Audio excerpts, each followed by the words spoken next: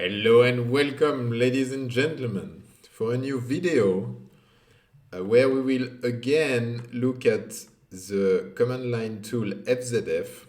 It's not the first video I'm doing about fzf, it's not the second video I'm doing about it, but the third one already. Time flies. And you don't need to watch the other two videos I've made about it to understand this one. Even so, I think the first video could help you understand what we will see today. And what we will see today is how to integrate fzf with all your common shell tasks, let's say. And how fzf can allow us easily to do very cool stuff with our shell. So here I'm using ZSH. It's my shell. If you use bash, it's very similar. So I don't know if you know, but I'm using Arch Linux, by the way. Arch Linux is a Linux distribution I'm using, which is called Arch Linux. And so with Arch Linux, by the way, you can have Arch Linux. And if you install fzf via the package manager, pacman, so if you do sudo s fzf like that, then you enter your password, you can install fzf and automatically it will install as well some scripts you can find in user share fzf here. And those scripts can be sourced when your shell is starting, so bash or zsh, and of course you need to source the good files. Don't source a bash files if you use zsh, and the contrary as well. But if you source, for example, if you use zsh and if you source completion.zsh and keybinding.zsh, for example, if I go to my dot file, and if I'm opening them, and if I use fzf, of course, to find my zsh rc, and if I search for fzf, you can see here that I source my two files, and it will allow me to do a lot of stuff we will see in this video. So of course, to know what you can access with these files, you can look at the documentation of fzf. It's your first option, so you can go on GitHub and look at that. And by the way, if you go to GitHub and to the official fzf repository, you can find those files into the folder shell, and here you can download them if you don't use Arch Linux, by the way. But yeah, and what you can see as well here is all the documentation, of course, of fzf in the README. So you can do that, but I think it's even funnier to go into the files themselves and see what it is about. So let's go first to the keybindings.sz file. And again, it's very similar with bash. So first thing of interest, you will see that there is commented some environment variables you can use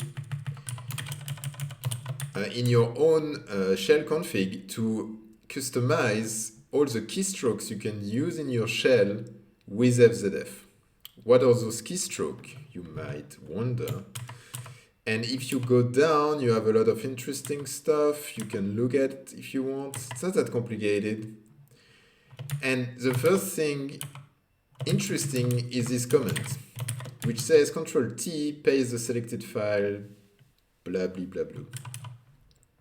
So that's the first keystroke you can use if you source keybindings.zsh or keybindings.bash. It's Ctrl-T, so let's open a shell and let's see what happened. Let me go back to here. Yeah. What happened if I do Ctrl-T? Well, it will list every files in the directory and subdirectories recursively. And then whatever I'm selecting, it will it will output that directly in the prompt of the shell. So it's pretty cool. For example, if I do vim and then I hit Control T, I can, I don't know, fuzzy find for readme, and then I can type enter, and then I can type enter again to just open the file in vim, which is quite cool.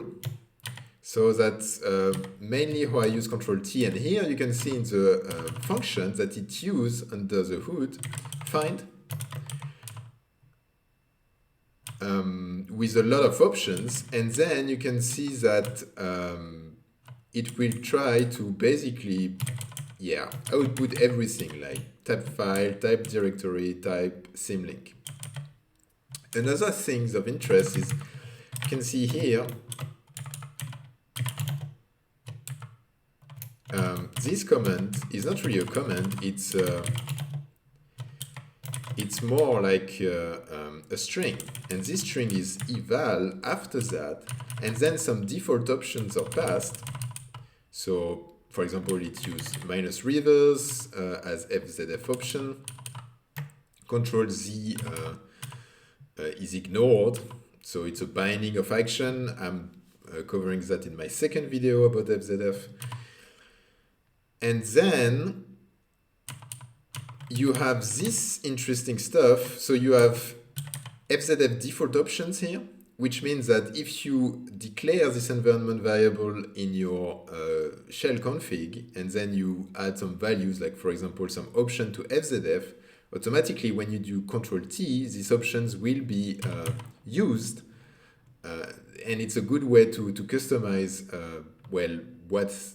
how fzf is configured when you hit Control T in your shell. And here is the same. You have even fzf Control T options to do exactly the same, but only for Control T. fzf default options is used for any keystroke you will find in this file, including Control T, but every other one. So if we continue in our file, you can see Alt-C, cd into the selected directory.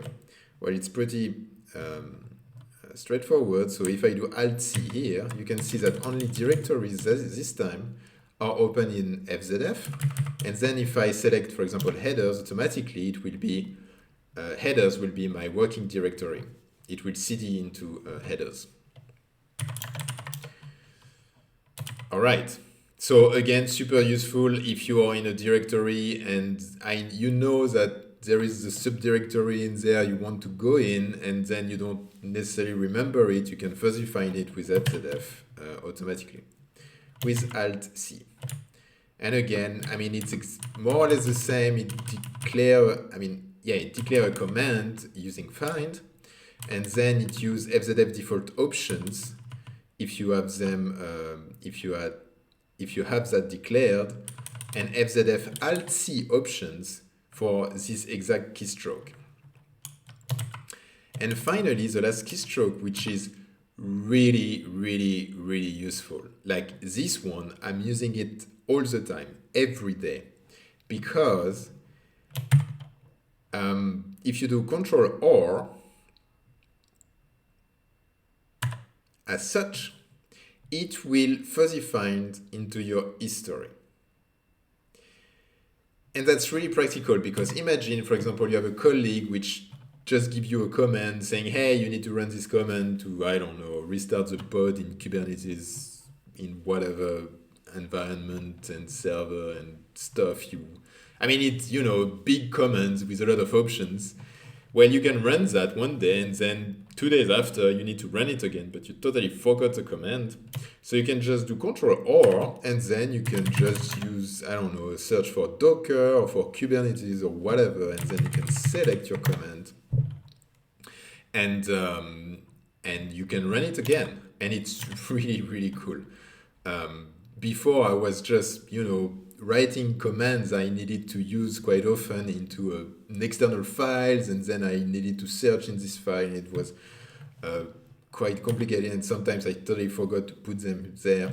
Here it's everything is automatic, so if you run a command, it will automatically end up in your history.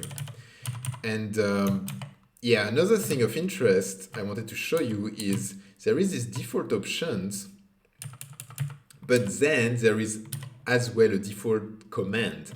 So basically, if this is not defined, this command will be used. So the find I was speaking before about, but if you define this command, well, in that case, you can customize for Alt-C in that case, the command which will run and find all the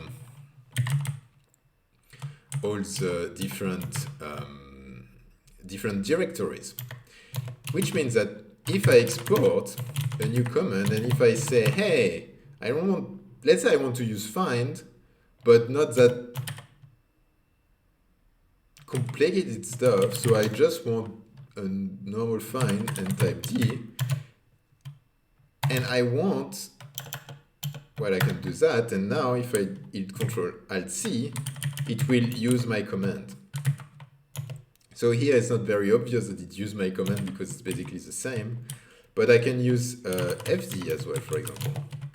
If I use fd, which is an alternative to find, which is normally faster, if I use fd, the problem is it won't find only the directories, and then it will crash, because if I select a file, it will try to cd in the file, and yeah. But just to show you that it's possible to configure all of that, which is very interesting. So yeah, that's basically it for the key bindings. Yeah, you can look in this file and see what you can do. It's pretty straightforward. There is 120 lines. Another thing of interest is completion. So let's open the completion.zsh this time. And like the other file, you can see at the beginning that there is all the environment variables you can use to customize whatever you want. And then if you go down, there is one first interesting thing is here. You can see, you can look at other comments at the beginning. It's pretty useful, and it's pretty interesting to see how it's implemented. And this one said to use custom commands instead of find, override fzf-compgen pathdir. So first of all, we need to understand what is this completion stuff. So when you source completion.zsh or completion.bash, what you can do is the following. You can do, for example, cd ***, and if you hit tab at that point, fzf will automatically open, and you can choose whatever directory you want, and it will just append this directory to cd, and then you can just, cd into that. It doesn't work only with cd, actually it works with many things. If you do ll***, again it opens fzf, and it lets you fuzzy find whatever you want. So in bash, ** mean look at the directory and every subdirectory. So even without speaking about fzf, if I do, for example, I don't know, vim ****md, it means, hey, I want to expand, in this directory and every subdirectory, and then I want to find every MD file. And if I expand that, even without fzf in my shell, it will find every MD file, whatever the level in the file directory it is. So in bash, it will work the same, except that you need to set up an option. I don't remember the name, it's glob something, because it's a glob, this ** stuff. But now if I do ** and tab, it's different, because fzf knows that ** needs to be, fzf needs to run at that point.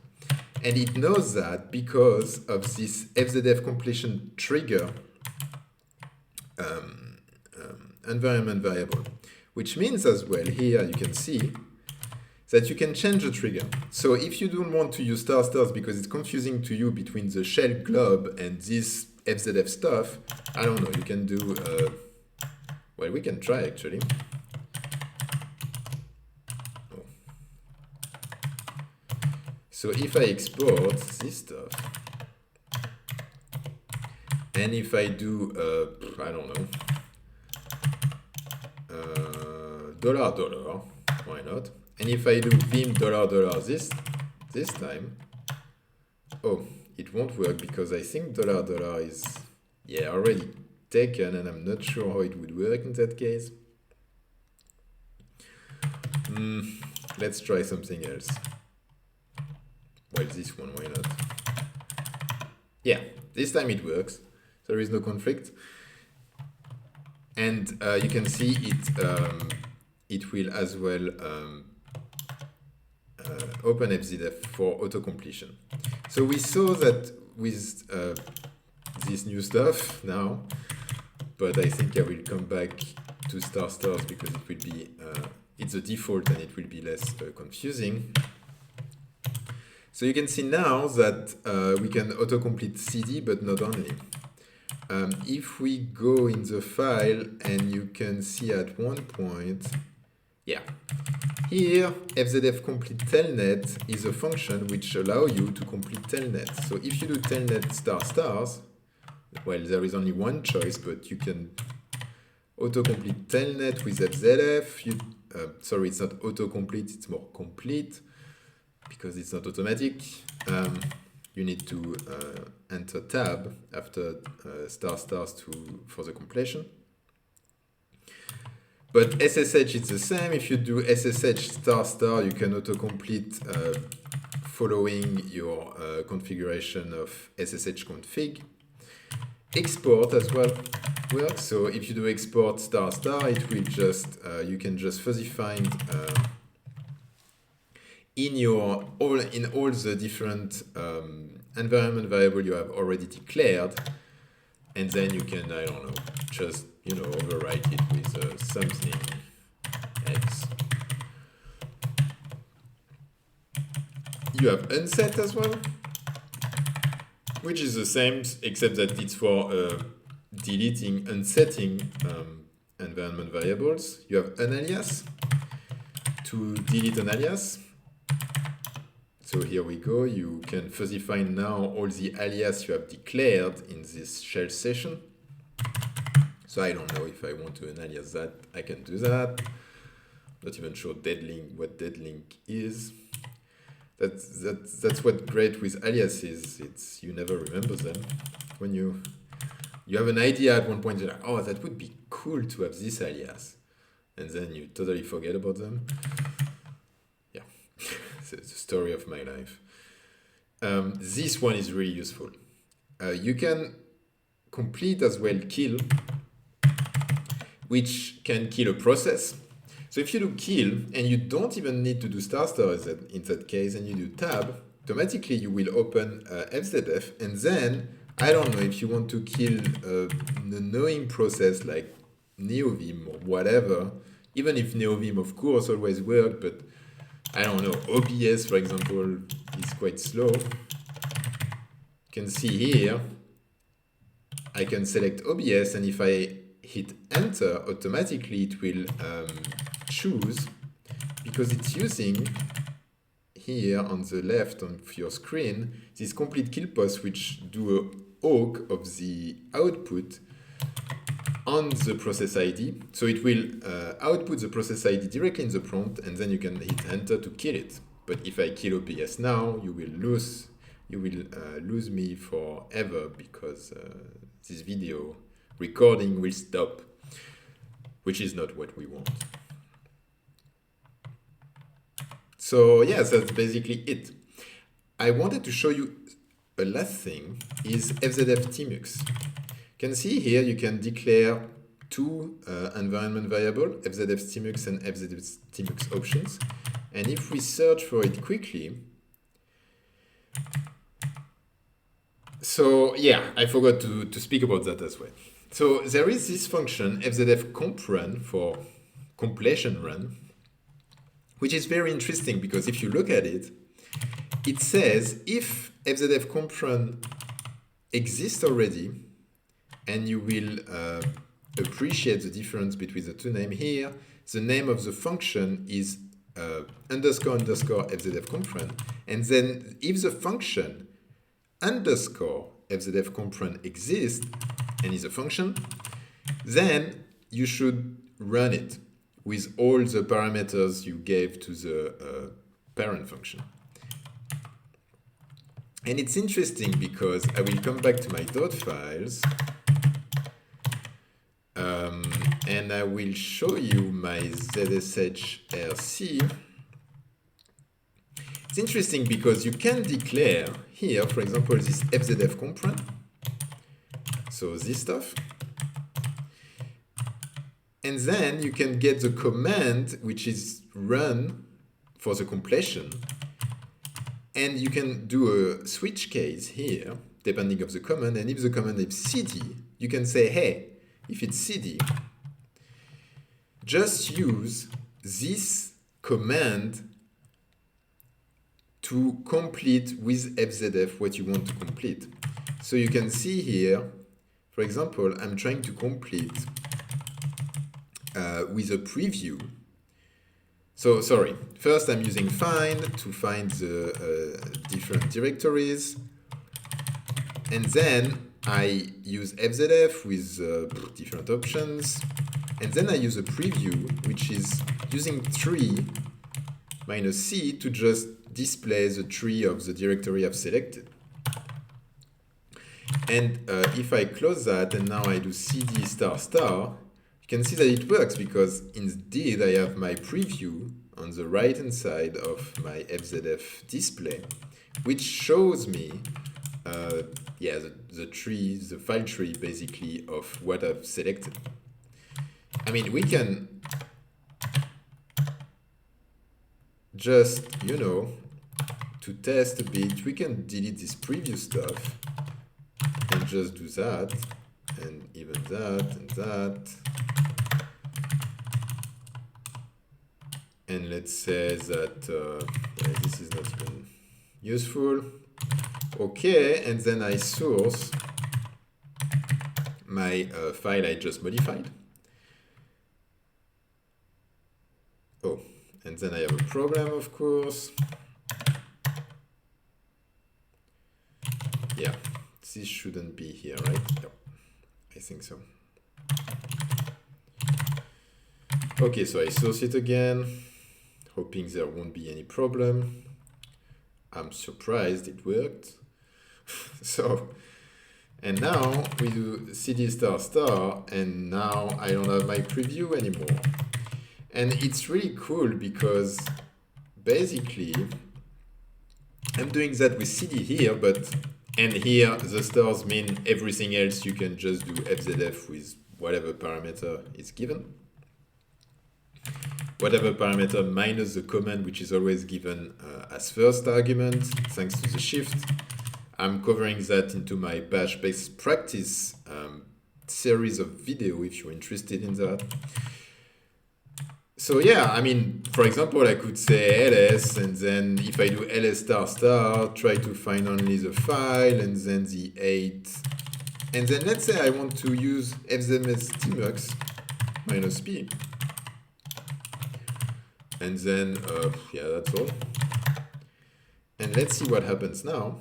So I'm sourcing again my file, and then if I do ls, ls ***, you can see that, whoa, that's beautiful. What is that? Oh my God, that's the most beautiful thing I've ever seen. Because it's a floating window in a terminal, which is insane. And it's a good transition, actually, because I wanted to speak about it. So if you install fzf, normally it will come with a script, which is called fzf-tmux. And fzf-tmux can only be run into an a tmux session. And I don't have any video about tmux, I mean, not directly, but I speak about it in other videos. Look at the tool playlist or the, yeah, in one of my playlists. And more importantly, I have a tmux article on my blog as well. So, I mean, you can find the different links in the description of the video. And yeah, if you use tmux without, I mean, fzf-tmux script without anything, it will open fzf into a tmux pane. So you can see at the top, I have my first tmux pane, and at the bottom, I have another tmux pane. You can do -L if I remember right. Yeah, if you want a tmux pane on the left, you can do -right, tmux pane on the right. And then you can use, you know, I'm not sure what it does, though. But normally you can use a normal, yeah, it doesn't do anything because, I mean, you can't really set the height of a tmux pane, right? I mean, not via fzf, yeah, I don't know. But normally you can use the different options you would use with normal fzf. For example, fzf-tmux reverse, I'm pretty sure would work. Yeah. Yeah, it works. But I mean, to me, the main, why would you use that? I mean, if you want to use fzf in panes, you can do that, but the -p is really interesting because you have a fancy floating window. Exceptional. Let's go back to our file completion here, and you see that fzf-tmux is used sometimes in our comp run, the function we just saw with our cd ***, and it says that if there is no comp run defined, then look if there is a tmux pane somewhere, which means that tmux is basically running. And then look if there is an fzf-tmux environment variable which is different than 0, and by default it's 0, so it needs to be declared. Or if there is an fzf-tmux option variable, and in that case, use fzf-tmux instead of fzf. And it's interesting because if we come back to our dot file here, and if I go back, what?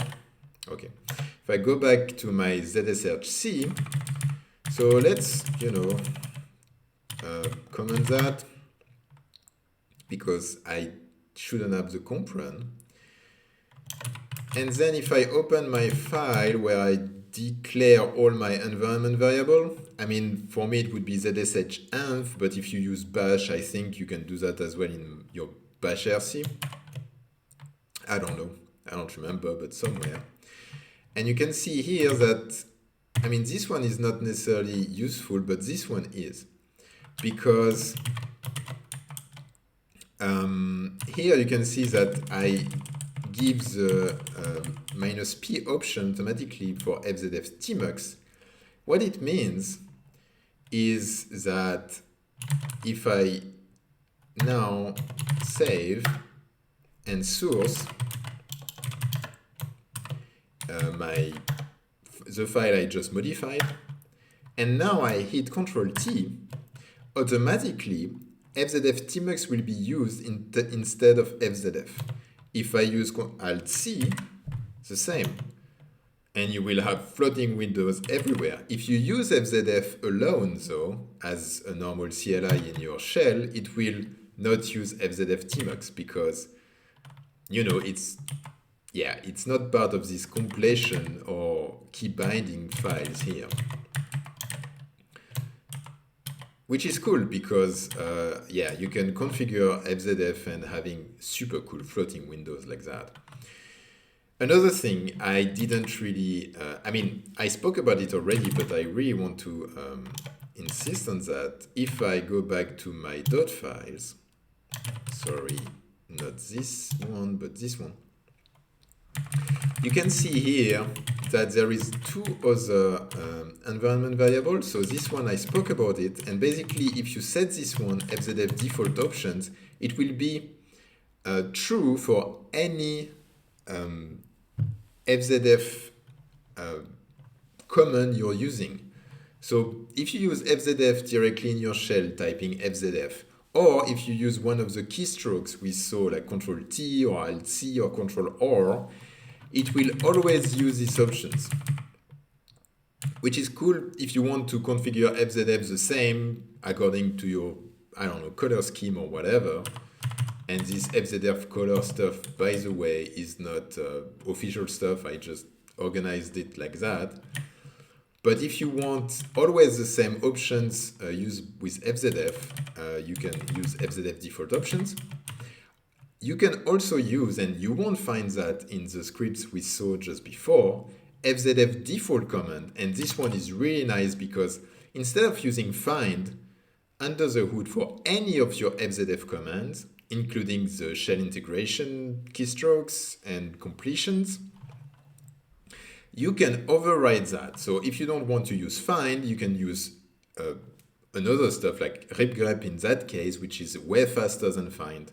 And you can configure it as you like. Basically, you can use fd as well, which is another CLI, which is, again, faster than find. There is other alternatives like the Silver Searcher. There is another one, ugrep, if I remember right. So yeah, I mean, that's cool. That's really cool, and it can really speed up fzf if you have a shit ton of files. And here, as you can see, I have other options we spoke about already. So the fzf default option is for everything, but then if you want to customize only the Control T options, you can do so using the fzf Control T option environment variable. Control R as well, Alt C command, Alt C option. So Alt C command is like if you want a special command when you do Alt C using, again, a ripgrep if you want, for example, you can do so, declaring the environment variable, and so on and so forth. So yeah, basically you can really configure the fzf integration with your shell as much as you like, almost. You can go very deep, and I definitely encourage you to look at those files and see what you can do. I wouldn't modify the files themselves because next time you will update fzf, well, your modification will be gone, but just see what kind of configuration it allows you. So that's basically it for today. I hope this video was useful. If you liked it, please send me letters and I don't know, make YouTube happy. I won't repeat what everybody on YouTube is saying with the smash the like button, but I'm deeply thinking about it. And yeah, I wish you a very, very great rest of your day.